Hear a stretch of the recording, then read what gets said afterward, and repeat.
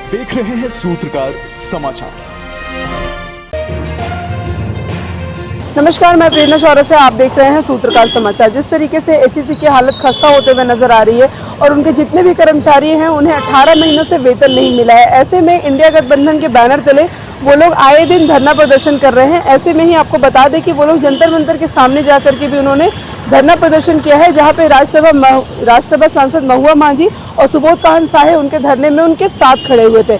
ऐसे में आज इंडिया गठबंधन के बैनर तले ही वो लोग आज राज्यपाल से मुलाकात करने के लिए पहुंचे थे। इंडिया गठबंधन के जितने भी सदस्य हैं उन्होंने राज्यपाल से मिलकर के उनको एक ज्ञापन सौंपा है। ज्ञापन सौंपने के साथ साथ ही उन्होंने बताया है कि जिस तरीके से सारे पर्व त्यौहार पार होते जा रहे हैं, लेकिन कर्मचारियों को जो है वो अभी तक उनके 1.5 साल तक का वेतन नहीं मिल पाया है। पहले की जो हालत थी एचईसी की, उसे मदर ऑफ इंडस्ट्री कहा जाता था। कई सारे जो ऐसे उपकरण हैं जो बाहर कई देशों में नहीं बन करके भारत में एचईसी में बनते थे, और आज एचईसी की हालत ऐसी होते हुए नजर आई है कि लोग यहाँ पे जाना भी नहीं चाहते। कुछ अगर वर्कर्स यहाँ पे काम करते हैं जिनको की सैलरी नहीं मिल पा रही है, वो पुरानी विधानसभा के सामने चाय बेचने को मजबूर है, और उनके जो बच्चे हैं वो भी मतलब कहीं और स्कूलों में पढ़ रहे हैं क्योंकि उनके पास इतने पैसे नहीं हो पा रहे कि वो फीस जमा कर पाए।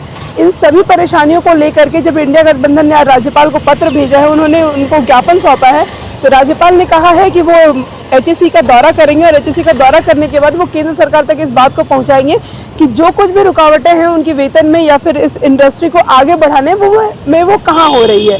आप भी देखिए कि जिस तरीके से सुबोध काहन साहे और महुआ मांझी राज्यसभा सांसद जो है वो जब राज्यपाल से मुलाकात कर बाहर निकली तो उन्होंने मीडिया से मुखातिब होते हुए क्या कुछ कहा है।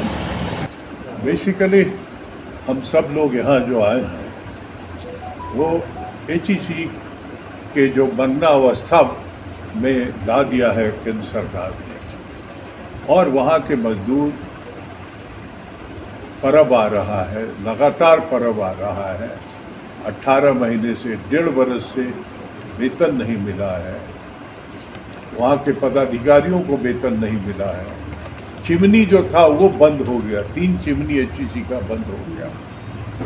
ये सारे सवाल को गवर्नर साहब के पास गए क्योंकि वो कस्टोडियन है फाइनली, और एचईसी केंद्र सरकार का, इस देश का एक बड़ा धरोहर है। एचईसी को बचाना प्लानिंग कमीशन जो था नीति आयोग, उसका रिकमेंडेशन है। कलाम साहब जब थे राष्ट्रपति तो उनका था, क्योंकि इसरो के साथ उन्होंने जोड़ा था।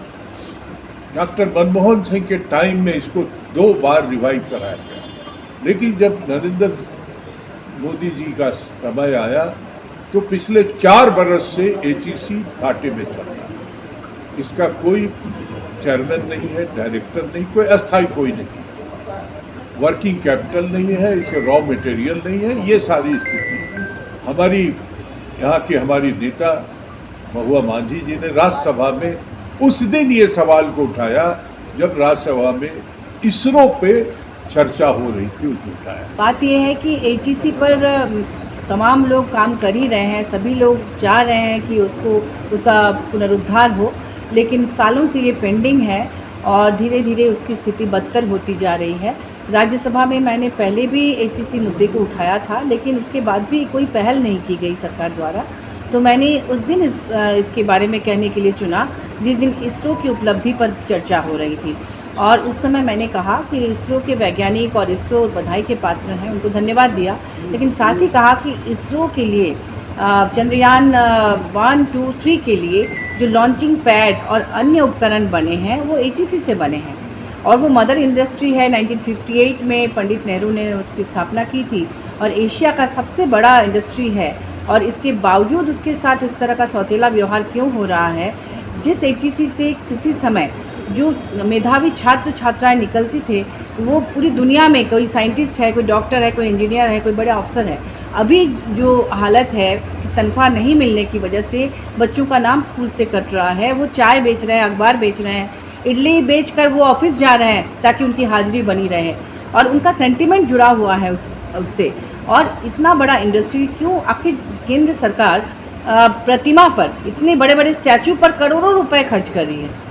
ठीक है, स्टैचू बनाइए, लेकिन एक जीवंत लोगों के द्वारा संचालित इतनी बड़ी इंडस्ट्री में आप इन्वेस्ट नहीं कर सकते हैं, वर्किंग कैपिटल नहीं है वहाँ पर। और क्या आप उसको सिख इंडस्ट्री घोषित करने की तैयारी कर रहे हैं? क्या उसको प्राइवेट के हाथों देना चाहते हैं? जैसा कि वहाँ के आंदोलनकारी साथियों का ये कहना है कि शायद उनकी आशंका है कि जिस तरह से रेलवे और एयरपोर्ट, हवाई जहाज़, सब चीज़ प्राइवेट को दिया जा रहा है, प्राइवेट के हाथों, क्या केंद्र सरकार इसको भी तैयारी कर रही है देने के लिए?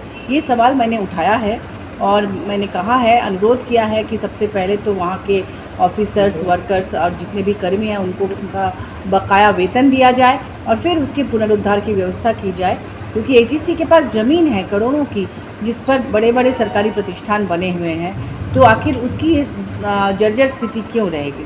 तो इन तमाम मुद्दों को लेकर हम लोग काम कर रहे हैं। टीम इंडिया इसमें पूरी तरह से लगी हुई है। अब आज हम लोग राज्यपाल महोदय से, झारखंड के, उनसे मिला हम लोगों ने और मिलकर सारी बातें हम सभी लोगों ने बताई कि आप उस कस्टोडियन हैं इस एचईसी के, तो आप इसमें पहल करें। तो उन्होंने और भी डॉक्यूमेंट्स मांगे हैं ताकि और अच्छी तरह से, क्योंकि जैसा कि माननीय सुबोध कांत जी ने भी कहा कि इसरो पहले चाहते थे कि इसको अपने में मर्ज कर लेना एचईसी को, क्योंकि वो उनके लिए इतना महत्वपूर्ण है। तो ये भी ध्यान देना है कि अभी आदित्य में भी शायद एचईसी का पार्ट्स है। आगे भी 2047 तक भारत को हम लोग एक विकसित देश के रूप में लाना चाह रहे हैं, तो उसमें एचईसी की बहुत बड़ी भूमिका हो सकती है और यही विश्वास दिलाना है केंद्र सरकार को और उसको प्राइवेट के हाथों में नहीं जाने देना है।